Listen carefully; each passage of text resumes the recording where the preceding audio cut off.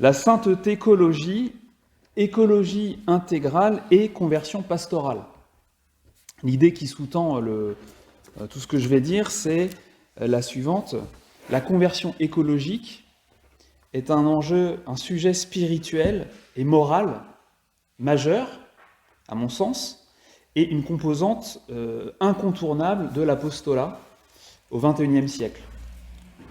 Et j'aimerais commencer en rappelant quelques paroles justement de cette puissante encyclique, cet électrochoc, Laudato Si, un texte hyper prophétique, s'il en est, celui qui a des oreilles, qui l'entendent, ce que l'Esprit dit aux églises. Alors j'ai choisi les numéros les plus chocs, on va dire, les plus cash. Numéro 23. Il existe un consensus scientifique très solide qui indique que nous sommes en présence d'un réchauffement préoccupant du système climatique. Si la tendance actuelle continuait, ce siècle pourrait être témoin de changements climatiques inédits et d'une destruction sans précédent des écosystèmes avec de graves conséquences pour nous tous. Numéro 27. D'autres indicateurs de la situation actuelle concernent l'épuisement des ressources naturelles. Nous sommes bien conscients de l'impossibilité de maintenir le niveau actuel de consommation des pays les plus développés. Numéro 161. Les prévisions catastrophistes ne peuvent plus être considérées avec mépris et ironie. Le rythme de consommation, de gaspillage et de détérioration de l'environnement a dépassé les possibilités de la planète, à tel point que le style de vie actuel, parce qu'il est insoutenable, peut seulement conduire à des catastrophes. Numéro 163.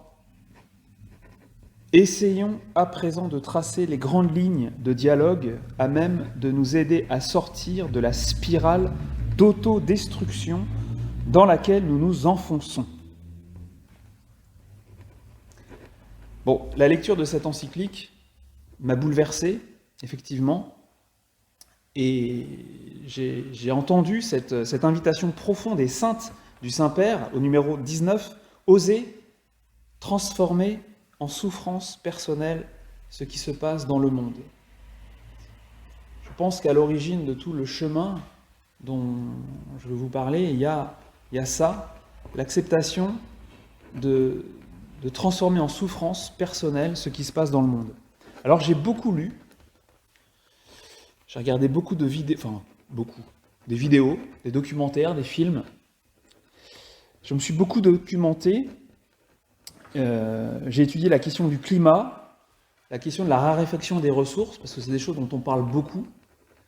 Mais à l'époque, quand l'encyclique est sortie, il y avait encore, comme on les appelait, les climato-sceptiques. Bon, tout ça, c'est un peu passé maintenant, surtout qu'on sait maintenant comment ce scepticisme a pu naître et a pu se propager, et par qui. Et c'est vrai, en fait. C'est ça la chose terrible, c'est que ce qui nous attend est vraiment terrible si nous ne changeons pas de trajectoire.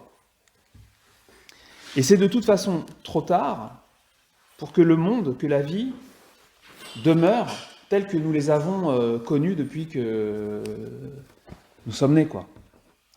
Alors je vais vous embêter un peu, mais je crois que c'est important. Permettez-moi de vous donner quelques petits chiffres qui ont leur importance. Vous allez voir pourquoi c'est important d'en avoir quelques-uns en tête. Vous connaissez peut-être les différents scénarios élaborés par les experts du GIEC, le groupe d'experts, des climatologues experts pour l'ONU, ou bien même ceux de Météo France d'ailleurs, parce qu'ils ont aussi fait des scénarios pour les prochaines décennies, pour la France. Alors voilà ce qu'on apprend avec ces grands scientifiques. Bon, par rapport à ce qu'elle était au début de l'ère industrielle, la température moyenne sur la planète a déjà augmenté de plus 1,1, 2, 3 degrés. Les accords de Paris, dont on a beaucoup entendu parler, voudraient qu'on n'aille pas au-delà de plus 1,5 degré à la fin du siècle. Le fait est qu'il y a de fortes probabilités pour qu'on dépasse les plus 1,5 degrés aux alentours de 2030, 2035, ce qui nous fait un plus 2, plus 3 degrés en 2050, plus 4, plus 5 en 2100. Alors certains vous diront non, non, non, plus 5 degrés en 2050, plus 7 en 2100. Bon, de toute façon, les conséquences sont très graves et le Saint-Père en passe en revue quelques-unes dans son encyclique. J'en soulève certaines. Dans une situation pareille, les pays situés autour de l'équateur deviendront inhabitables. On sait que pour chaque degré d'augmentation de la température moyenne, on va perdre quelque chose comme 10% des rendements agricoles. Donc plus 2, plus 3, plus 4, plus 5, moins 50% des rendements agricoles, ça commence à devenir embêtant. Diminution des ressources en eau, avec les risques que ça peut avoir évidemment de conflits, de guerres, de migrations, telles qu'on n'en a jamais connues. Alors les grandes instances mondiales parlent de centaines de millions de migrants, voire plus. Alors certains disent 1 milliard, 2 milliards de migrants à la fin du siècle, c'est un truc absolument inimaginable. 2 mètres d'élévation du niveau de la mer à la fin du siècle, ce qui veut dire New York sous l'eau, enfin pas les gratte-ciel, hein, mais les rues. Une bonne partie du littoral français détruit. Et puis on imagine, hein, pour certains pays comme le Bangladesh avec 2 mètres d'élévation du niveau des océans, ça va être compliqué pour eux. Et déjà, certains atolls du Pacifique constatent, avant nous, cette terrible réalité de la montée des océans, puisque ils sont obligés de quitter leur terre. Alors vous savez qu'il y a 20 000 ans en Europe, nous étions en plein air glaciaire. Et les paysages, la faune, la flore, tout en fait était très différent.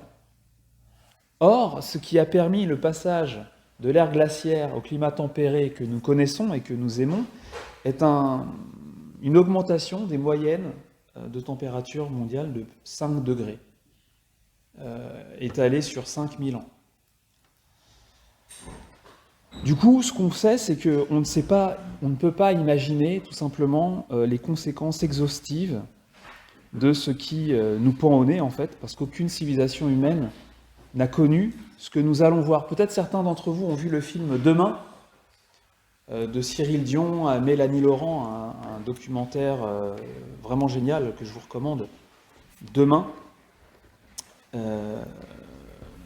Voilà, on rencontre dans ce film des scientifiques qui nous disent qu'en fait le climat qu'il va y avoir à la fin du siècle n'a jamais été... aucun humain n'a vécu avec un tel climat. Donc on ne sait pas très bien comment on va faire. Alors tout ça, c'est pour donner un petit aperçu de ce qui guette l'humanité si l'augmentation des moyennes de température dépasse ce que prévoyaient les accords de Paris. Le problème, c'est... Bon, il y a beaucoup de problèmes, mais c'est que pour s'en tenir à une augmentation de plus 1,5 degré, on estime qu'il faut qu'on parvienne à un arrêt un arrêt complet des émissions de gaz à effet de serre. Un peu avant la fin du siècle. L'idée, c'est qu'il ne faut pas arriver à zéro en 2100, il faut arriver à zéro plusieurs décennies avant, parce que une fois que les gaz à effet de serre sont émis dans l'atmosphère, ils y restent pendant a priori plusieurs milliers d'années, et du coup la température continue à augmenter. Donc il faut arriver à zéro quelques décennies avant 2100, je ne me souviens plus de l'année exacte, mais enfin voilà. Alors concrètement, pour se représenter un peu ce que ça devrait avoir, le respect des accords de Paris, eh bien il faut se dire qu'en 2020, qui est une année, ma foi, tout à fait particulière, il y a eu une diminution de 5% des émissions de gaz à effet de serre. On considère que pour arriver à zéro d'ici quelques décennies, il faudrait, parce qu'on ne peut pas arrêter tout d'un coup, évidemment, on sait bien, diminuer de 5% tous les ans l'émission des gaz à effet de serre. Le truc, c'est que cette diminution de 5% de l'émission des gaz à effet de serre en 2020 est allée de pair avec une diminution de 4% du PIB mondial, puisque la croissance mondiale dépend de l'extraction, de la transformation, de la combustion des énergies fossiles, qui sont les principales responsables du réchauffement climatique. Du coup, moins 4% du PIB mondial tous les ans, on voit bien que c'est compliqué, quoi. Enfin, on ne sait pas très bien ce que ça peut donner, mais ça ne va pas être évident. Alors tout ça, cette espèce de donne pas très joyeuse, se complique encore d'un phénomène supplémentaire qui est lié, c'est la raréfaction des ressources naturelles, en l'occurrence les énergies fossiles, le charbon, le pétrole, le gaz naturel, sur lesquels repose toute notre civilisation. Nous savons désormais qu'il ne reste plus suffisamment de ces ressources facilement et rentablement accessibles pour permettre le maintien de la croissance au rythme qui permet à une partie de la population mondiale, enfin nous en l'occurrence, de jouir du niveau de vie qui est le nôtre. De toute façon, il ne faudrait pas les utiliser, ces ressources, les finir, parce que sinon on augmenterait encore le problème de l'effet de serre et du changement climatique. Mais voilà. Le problème est qu'il n'y existe pas de substitut. On parle beaucoup des énergies renouvelables, des énergies vertes, etc. La réalité, c'est qu'il n'existe pas réellement de substitut facilement disponible qui soit en mesure de reproduire pleinement les services que nous rendent les énergies fossiles. Donc en gros, le système de soutien de notre société va s'effondrer juste au moment où le climat mondial est poussé au-delà d'un point de bascule, où il n'y a pas grand-chose que nous autres humains puissions faire pour empêcher les pires catastrophes imaginables. Pas grand-chose d'autre que d'adopter le style de vie prophétique et contemplatif dont parle le Saint-Père au numéro 222 et suivant de Laudato Si, où on retrouve aussi une expression célèbre grâce à Pierre Rabhi, que vous connaissez peut-être, la sobriété heureuse. La sobriété heureuse, et telle qu'elle est présentée par le pape François, on voit que finalement ce qui est présenté comme remède et comme voie de sainteté au monde entier, c'est un gros régime. Un régime franciscain, une sorte de franciscanisme pour tous, assez radical et joyeux. Alors, pardon, c'est pas forcément chouette d'entendre parler de ça à 10h30 du matin, mais voilà, j'ai commencé par vous dire tout ça pour vous partager une conviction qui est à l'origine de tout ce que j'entreprends à la Farled, avec les miens, avec les paroissiens, c'est que le monde tel que nous l'avons connu est sur le point de disparaître. Beaucoup de choses vont changer. Le fait est que la plupart d'entre nous, pas dans cette salle, mais globalement, la plupart d'entre nous l'ignorent ou ne veut pas le croire, ne peut pas le croire. Et du coup, nous n'y sommes pas préparés. La résilience, c'est-à-dire cette capacité de l'homme et des sociétés à encaisser les chocs, les traumatismes, les épreuves, et même à en faire une opportunité, eh bien cette résilience dans l'ensemble de la société et chez les individus pris isolément les uns des autres est à peu près nulle. Et c'est dans cette situation que je me suis senti poussé à entreprendre donc quelque chose pour les miens, pour la paroisse, suivant d'ailleurs l'exhortation du Saint-Père qui dit « La conversion écologique requise pour créer un changement durable est aussi une conversion communautaire. » Il ajoute « Ces actions communautaires qui, quand elles expriment un amour qui se livre, peuvent devenir des expériences spirituelles intenses. » Un lieu, donc, d'expérience, de rencontre avec Dieu. Alors, comme pasteur, j'ai voulu aider les paroissiens, je veux aider les paroissiens à se convertir à l'écologie intégrale, mais je veux aussi commencer à préparer ce petit troupeau qui m'est confié aux choses impressionnantes, aux changements qu'on peut pas, en fait, qu'on peut plus éviter. Et alors voici un peu ma vision. Je vois la paroisse devenant un merveilleux îlot de résilience, de solidarité, de charité et d'espérance.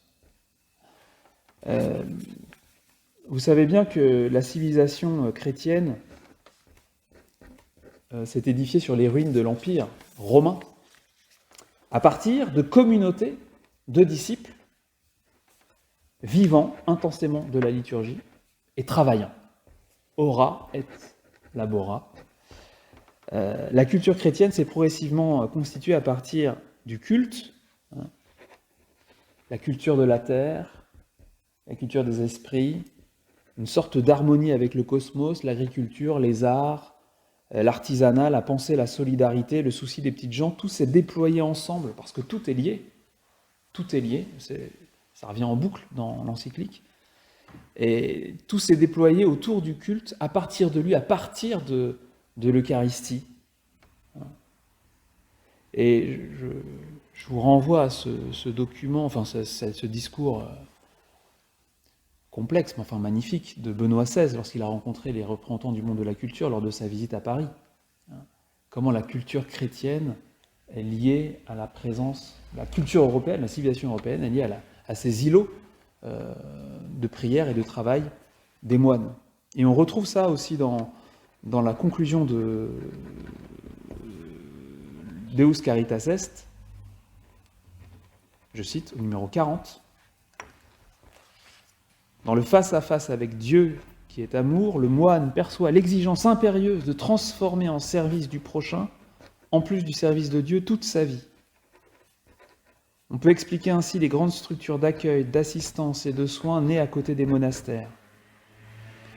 Cela explique aussi les initiatives de promotions humaines et de formation chrétienne considérables destinées avant tout aux plus pauvres, tout d'abord prises en charge par les ordres monastiques, etc. etc. La communauté de disciples comme une sorte d'oasis au milieu des décombres d'un empire effondré. Alors au début, quand j'ai commencé à parler de ça, là, on tourne dans la tête, quelques-uns m'ont dit « Mais est-ce que c'est bien à la paroisse de faire ça ?» C'est une bonne question. Et je ne savais pas trop répondre autrement que comme ceci. Je répondais « Imagine qu'il y ait la guerre. Une guerre aux portes de ta ville, aux portes de ta paroisse.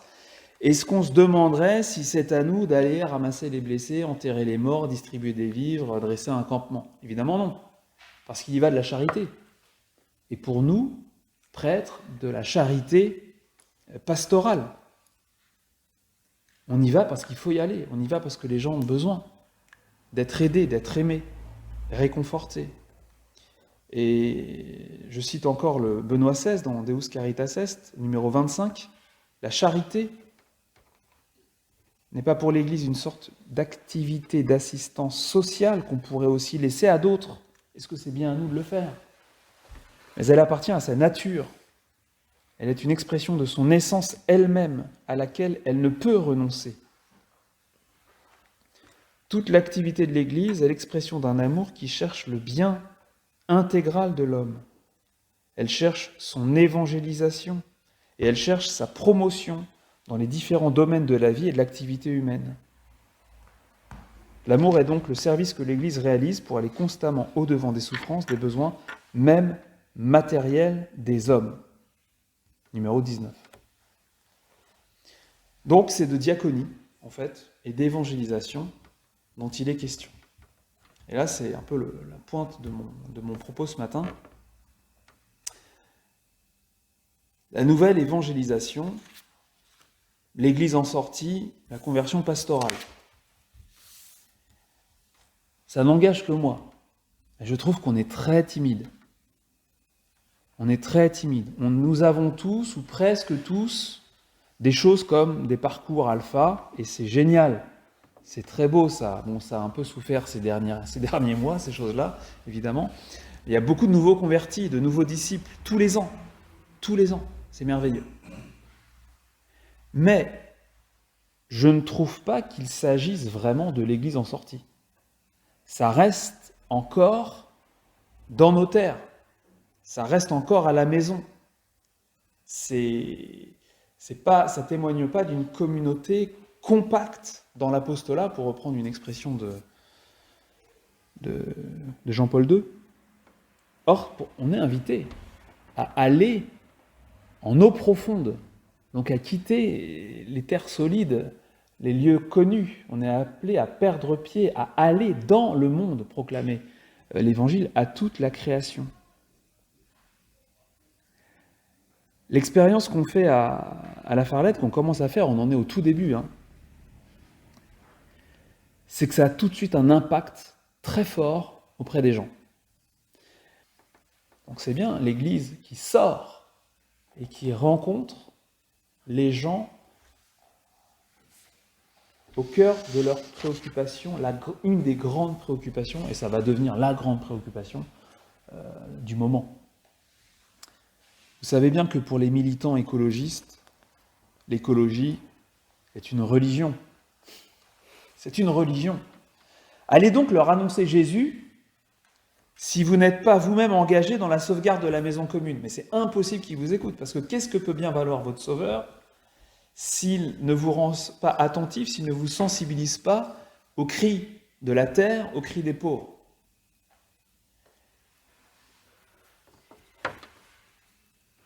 On sent tous monter la vague, là, la vague écolo. En fait, cette vague, elle est spirituelle, avant d'être partisane ou politique. Elle est spirituelle. Les gens sont en quête de sens, ils sont en quête de vie, ils sont en quête de spiritualité. Alors c'est clair que sur le chemin, ils se fourvoient dans des cultes énergétiques, je ne comprends pas très bien ces choses-là, mais voilà, de nouvelles formes d'animisme.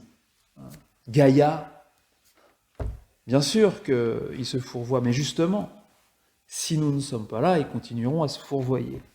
Et cette question nous échappera, et nous perdrons toute crédibilité. L'homme est la route de l'Église, disait Jean-Paul II. Et bien sûr, cette route, à l'avenir, il sera impossible de ne pas rencontrer cet enjeu colossal. Ce que je pense, c'est que l'Église doit être aux avant-postes. Elle doit être maître du jeu. Comme elle l'a toujours été, jusqu'à il y a encore pas si longtemps que ça, dans tous les grands changements de la société, l'Église était là. Et elle avait les meilleurs qui travaillaient dans ses œuvres. Et elle montrait l'exemple. Et elle aidait les gens. Bon, ça s'est un peu perdu, évidemment. Mais je pense que l'Église doit être aux avant-postes, qu'elle doit être le fer de lance de cette indispensable et urgente construction d'une résilience à l'échelle locale. La communauté paroissiale peut être ce fer de lance. Il y a déjà tout un réseau qui existe dans nos paroisses. Et c'est quelque chose qui m'a beaucoup touché, c'est que parmi les personnes les plus réceptives à tout ce qu'on a mis en œuvre pour faire avancer la paroisse dans le changement, on retrouve les personnes les plus engagées dans la mission, dans l'évangélisation. C'est intéressant de voir que ces deux préoccupations, cet état d'esprit se retrouvent chez les mêmes personnes. Il faut que les gens perçoivent que l'Église est maître du jeu. Il faut que les gens se disent qu'ils ont besoin de l'Église. Qu'ils ont besoin de l'Église qui va les aider à faire face à tous les changements à venir. Il faut que les gens puissent se dire « c'est tellement clair que l'Église fait du bien à la ville, au quartier, au village », que du coup, ils soient de nouveau prêts à l'écouter, prêts à l'aimer. Si les paroisses deviennent un îlot de résilience ouvert à tous, eh bien, évidemment, les gens sont contents, ils en profitent. On lit dans les Actes des Apôtres que les apôtres avaient la faveur de tout le peuple. Moi, j'aime beaucoup ce verset. Ils avaient la faveur de tout le peuple. Et c'est ce qu'on fait en faveur du peuple qui nous obtient la faveur du peuple. C'est sûr, hein. Alors, une question qui peut être un peu résistante, c'est toujours ça. Est-ce que c'est bien à nous de le faire ? Bon, le pape François, il répond quand même largement. N'y a-t-il pas d'autres secteurs où nous pourrions aussi nous investir pour rejoindre le peuple, pour agir en sa faveur ? Oui, évidemment, bien sûr, il y a d'autres choses que nous devons faire. Mais ça, ce dont je vous parle aujourd'hui, tous, nous finirons par nous y mettre. Parce que le monde va changer et que nous n'aurons pas le choix. De toute façon, ça fait beaucoup de bien. Et spirituellement, c'est très porteur. Alors ça, c'est une expérience dont je peux témoigner aussi et que les paroissiens ont exprimée, notamment ceux qui sont vraiment investis dans le désherbage, la mise en œuvre du grand potager. Spirituellement, c'est très porteur. La terre est le chemin du ciel. C'est une expérience à faire. On trouve Dieu dans les légumes. On trouve Dieu dans les plantes. Toucher la terre nous ramène à une partie de nous-mêmes que peut-être nous avons oubliée ou que même peut-être nous n'avons jamais vraiment connue. Le contact avec la nature nous porte à la rencontre avec Dieu, dont toutes les créatures portent la trace. Et je ne sais pas si vous avez été touché comme moi par la fin de l'encyclique du pape, où il dit que les écosystèmes,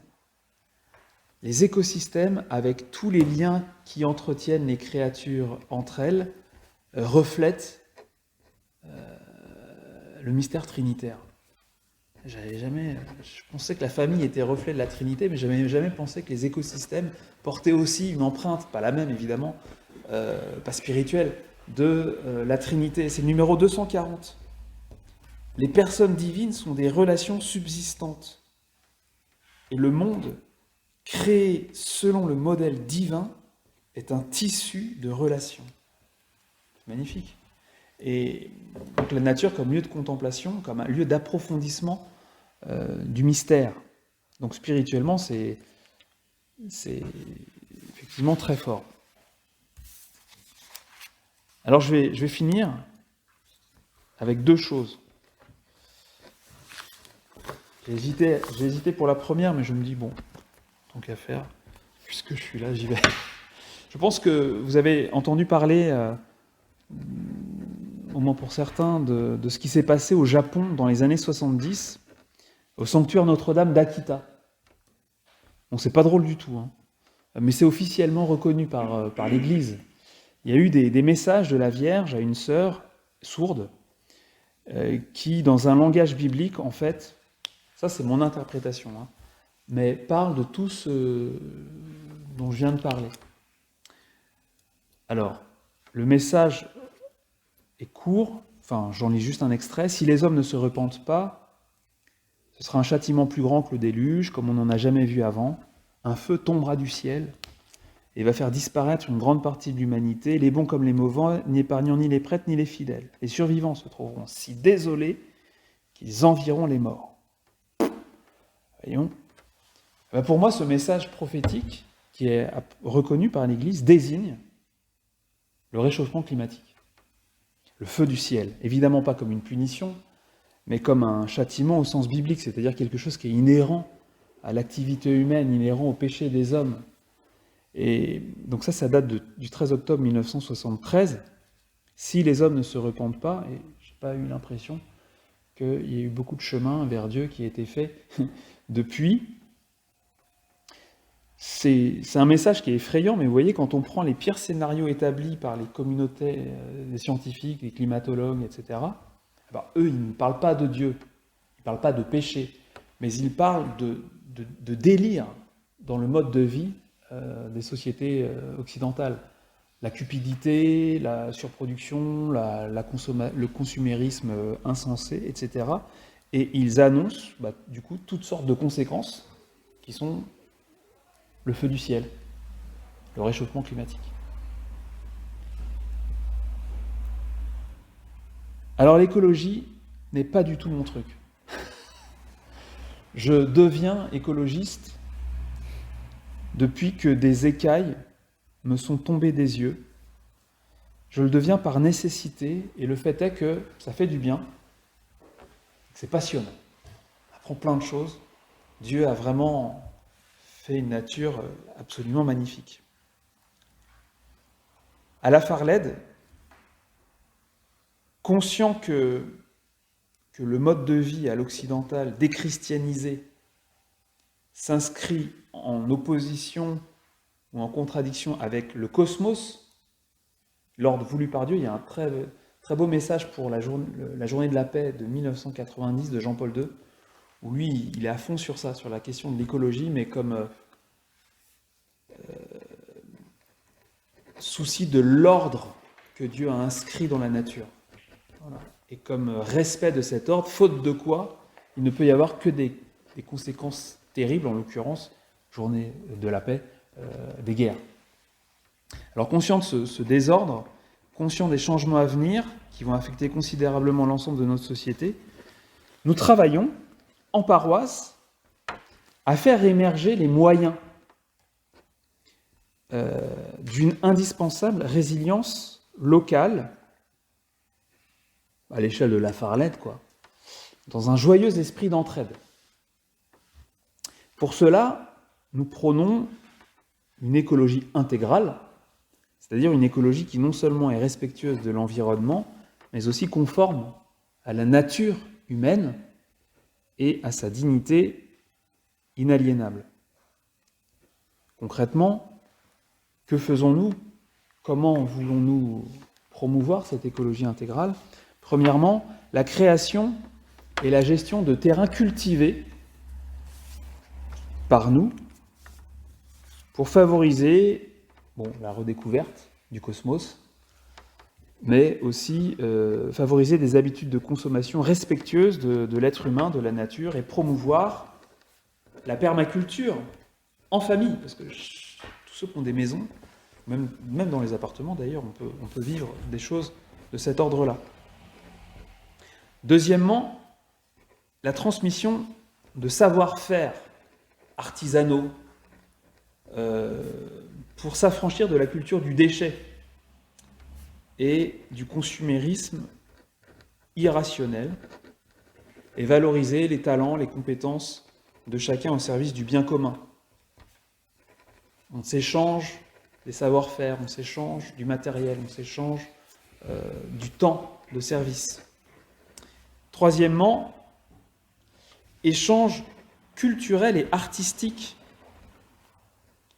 pour développer la capacité à s'émerveiller de toute beauté qui nous entoure, dont nous sommes à la fois les destinataires et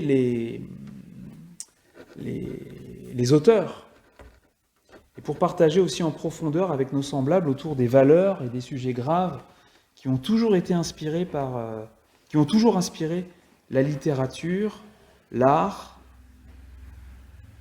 Voilà, il s'agit d'encourager les talents aussi et de favoriser un art de vivre ouvert à la gratuité. Et s'affranchir du numérique, déshumanisant, et qui fausse notre rapport au réel. Et enfin, quatrièmement, l'aide aux personnes fragiles. Donc ça, on est plus familier avec ça en paroisse, hein, pas besoin de développer, vous savez pourquoi et vous savez comment. Tout ça dans un cadre fraternel